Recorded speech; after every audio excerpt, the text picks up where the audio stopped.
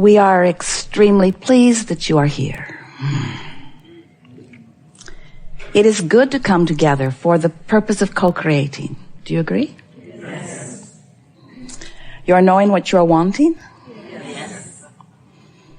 You are enjoying the expansion of your desire? Yes. You learned the right answer. But you really are, yes? Which means you adore contrast, yes? Yeah. There's the rub, isn't it? Well, can there be expansion without contrast? No. So it's a good thing theoretically. Do you like the freshness of a desire that forms within you? Are you starting to enjoy your ability to focus? Are you accepting your ability to focus as your creative ability? That's your hands in the clay, isn't it? So, in the same way that if you were painting, you'd watch what you're doing. When you're sculpting, you'd be aware to some degree. So if you're sculpting with your thoughts, you want to be aware, don't you? You want to be aware of what you're doing. Esther really appreciates the little bumps on the side of the road because they make her aware sometimes when she's not. Sort of startling to realize that you've drifted. But it's nice to know that you have those emotional bumps in the road, so to speak, those little guiding bumps that let you know when you've lost focus. As long as you know what they mean. That's important, isn't it? Do you accept that your emotions are guidance? Yes. And do you realize that they are guiding you? They are guiding you. They are friendly reminders. They are guiding you to your awareness of what you're doing with your thoughts, because your thoughts are your focus, and your focus is what you're actively offering vibrationally, and what you're actively offering vibrationally is your point of attraction to which law of attraction is responding, and all things come from that. So it's really valuable, isn't it, to be aware of how your thoughts feel. That's really the most important thing that we are really saying here. We're not wanting to guide you about the thoughts you think, because you are the creator of your own reality. And you have been long before you came into this body. You had something going on that this life experience is a continuation of. You are source energy, long time, very, very, very long focused source energy. Here to play in this new, for you, environment for the purpose of being inspired to new things to focus upon. For the pleasure of the focus. And for the expansion that is inevitable, but not the reason. We put the emphasis on joy because if you will put your emphasis upon joy, you'll feel those emotional guiding bumps. And if you're feeling them, then you will choose, if we've convinced you that joy is your quest and that joy is the basis of your guidance, then you've got it figured out. Then your life is easy. Because under any and all conditions, you have the ability to choose thoughts that really feel joyful, thoughts that really feel awful, and thoughts that feel somewhere in between. And you get to choose it all as you're sculpting this energy. Most of our human friends still don't really believe that because they think the circumstances that are surrounding them dictate how they feel. Because most humans are observers of their environment and offers of a vibration that is equal to the environment that they are observing. And that's what makes you feel like you need to control your environment. Can't do it. That's what makes you feel like you need to or want to control your environment. Can't do it. But that's why you keep trying to control your environment. Can't do that. Can't do it. Can't do it. Give it up. Give it up. Give it up. Give it up. Give it up. Give it up. Give it up. Can't do it. You cannot control your environment. And when you stop trying to control your environment, then you have awareness of those emotional signals that let you know what you're doing with your thoughts. But as long as you're still believing that if I could control that environment and make it better, and then I would have a much better relationship with the experience, because if my children were behaving better, or if the government would... We can't even decide which phrase to choose. There are a lot of them that you have been offering.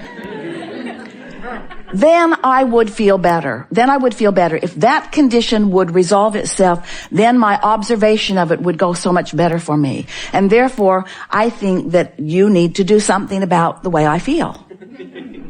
And the thing that's so tricky about that is that no one is working too hard to control the conditions so that you can feel better, because it's not their job to do it.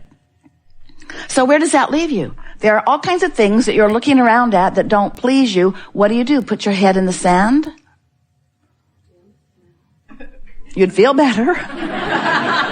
But we're not really advocating a complete withdrawal from life that annoys you. What we are encouraging is a new determination to focus, and a joyful discovery that you can, first of all, focus, and next, that you can focus in ways that feel good, and next, that when you do, all kinds of resources join you, and the resources that join you are the joyful resources that you've been looking for in the improvement of the conditions that you can't control all along.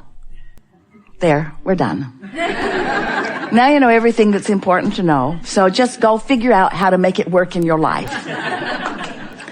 Because words don't teach, do they?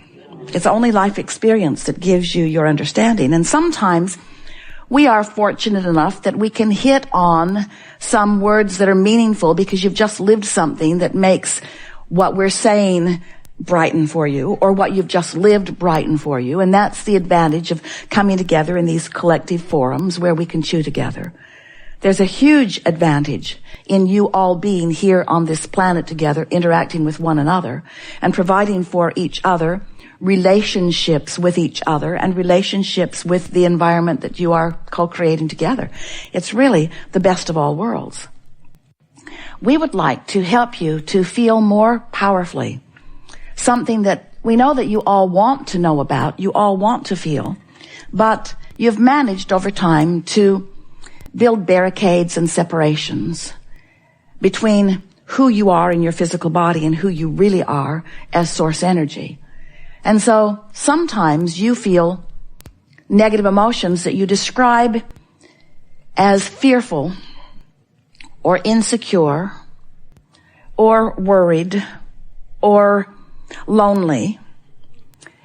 And what you're describing really with every negative emotion is you having chosen, because you always do, to focus on something that is vibrationally different enough from your broader point of view that you've introduced enough resistance into your energy field that you are depriving yourself of the fullness of the results that you want.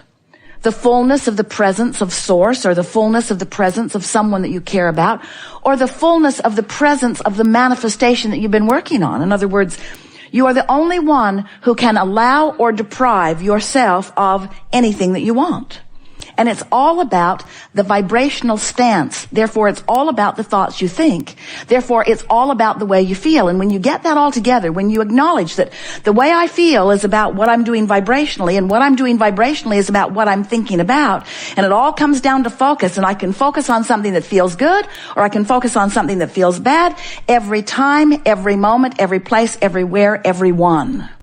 I can do this. But it takes some practice, and we encourage you to start with easy things. Practice your focus on the things that it's easy to focus on. Or practice your focus on the things that matter the most to you, because they come up the most often, so eventually you can work it out if you want to.